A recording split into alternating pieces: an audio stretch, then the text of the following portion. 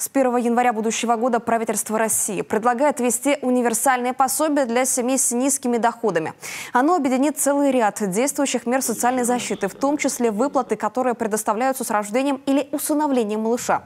Пособие также будет назначаться нуждающимся женщинам, ставшим на учет на ранних сроках беременности. О новых мерах поддержки на еженедельном оперативном совещании рассказала первый зампред правительства Коми Эльмира Ахмеева. Кроме того, с 1 января следующего года также предлагается повысить прожиточный минимум.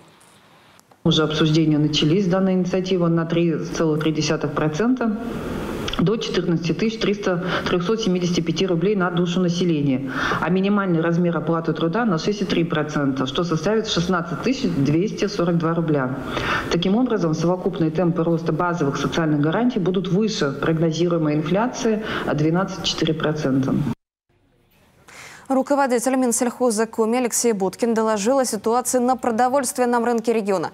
Ажиотажного спроса на социально значимые товары и товары первой необходимости не наблюдается. Дефицита продукции нет. Запасы в достаточном количестве, а цены в основном стабильные. На сахарный песок и подсолнечное масло по результатам еженедельного мониторинга зафиксировано даже снижение на 1%.